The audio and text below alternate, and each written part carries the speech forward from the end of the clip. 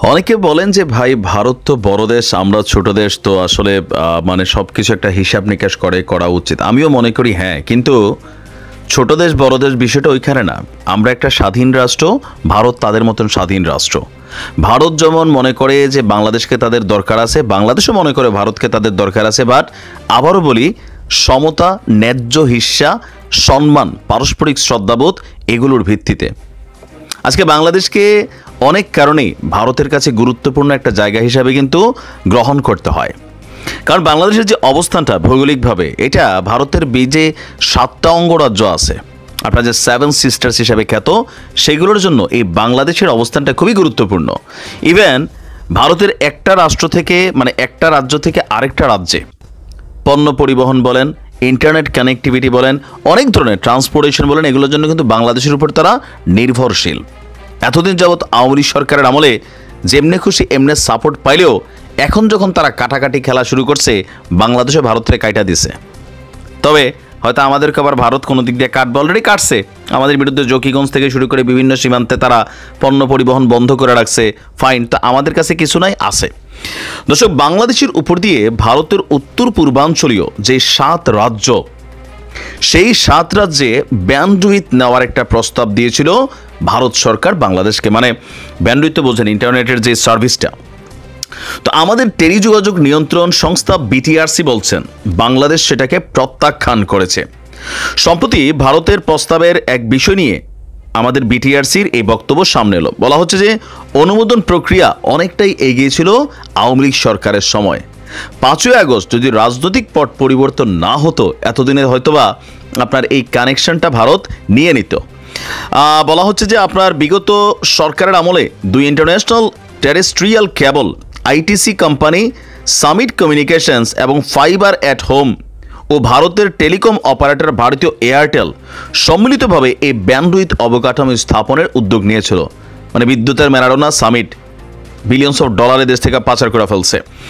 তো প্রক্রিয়াটি বাস্তবায়নে ভারতীয় এয়ারটেল এই বিষয়ে বাংলাদেশের পররাষ্ট্র মন্ত্রণালয়ে গেল কয়েকদিন আগে আবেদন করেছে। তো পররাষ্ট্র মন্ত্রণালয়ে এটি টেলিযোগাযোগ বিভাগে পাঠিয়েছিল। পরে তা যাচাই করতে আবার বিটিআরসিতে পাঠানো হয়েছিল। পরিকল্পনা ছিল যে আপনার সীমান্তে টেরেস্ট্রিয়াল কেবল ল্যান্ডিং স্টেশন স্থাপন করবে। এই স্টেশন থেকে ফাইবারের মাধ্যমে কক্সবাজার ও কুয়াকাটায় বাংলাদেশের সাবমেরিন কেবল কোম্পানির সাবমেরিন কেবল ল্যান্ডিং স্টেশনের সংযোগ দেওয়া হবে, যার মাধ্যমে সিঙ্গাপুর পর্যন্ত সম্প্রসারিত হবে। আর সীমান্তের টিসিএল থেকে ভারতের এয়ারটেল উত্তর পূর্বাঞ্চলীয় রাজ্য ত্রিপুরা, মিজোরাম, মণিপুর, অরুণাচল প্রদেশ, আসাম, নাগাল্যান্ড ও মেঘালয়ে দ্রুতগতির ইন্টারনেট সেবা দেওয়া হবে। নাম প্রকাশে অনিচ্ছুক আমাদের বাংলাদেশের কর্মকর্তা বলছেন, ব্যান্ডউইথ নিয়ে এই ট্রানজিটে বাংলাদেশের আসলে এই মুহূর্তে কোনো ধরনের লাভ নেই। শুধু আওয়ামী লীগ সরকারের সুবিধাভোগী সামিট গ্রুপ এবং ফাইবার এট হোম, ওই গ্রুপটা সেখানে অর্থনৈতিকভাবে কিছু ফায়দা পাইতো। মেইন লাভটা হতো ভারতের, কারণ এতে ভারতের 7 সিস্টার্স থেকে চেন্নাই সাবমেরিন কেবলের ল্যান্ডিং স্টেশনের দূরত্ব 5,500 কিলোমিটার। এখান থেকে সিঙ্গাপুরের দূরত্ব আরও 8,700 কিলোমিটার।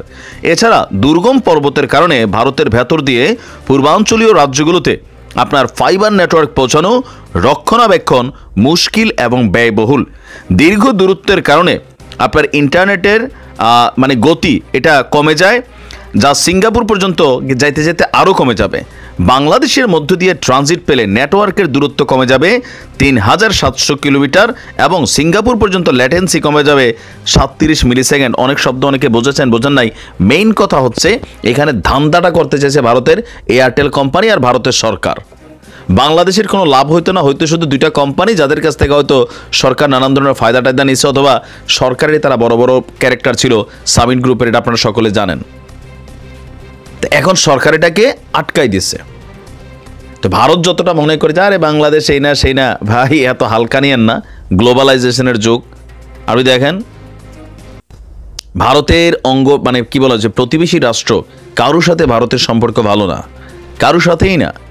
বাংলাদেশ এতদিন ভালো ছিল কেন? যা চাইতো আওয়ামী লীগ তা দিত, সেগুলোর কারণে ভালো ছিল। কিন্তু আমরা যখন পানোটা চাইতাম তখন আমরা ম্যামে করতাম। এটা হচ্ছে প্র্যাকটিক্যালি সীমান্তে মানুষ মারত। আমাদের কালামাগুর যারা ছিল, এই স্বরাষ্ট্রমন্ত্রী সাবেক, আমি কালামাগুরি বলি এই লোকটারে, সে বলতেছে আমাদের লোকেরা সেখানে গরু চুরি করতেছে, তো চুরি তো করবেই, তুমি আর চোর, কোটি কোটি টাকা রাষ্ট্রের চুরি করছো, তোমরা তো আর গরু চুরির দরকার লাগে না।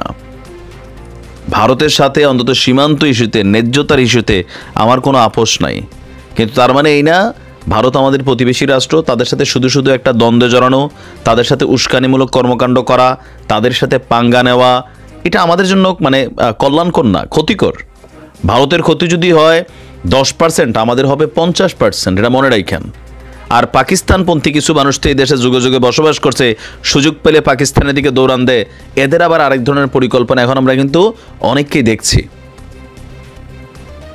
বাংলাদেশ সব দেশের সাথে ব্যবসা করবে, বাণিজ্য করবে, তবে নিজেদের স্বার্থ আগে দেখতে হবে।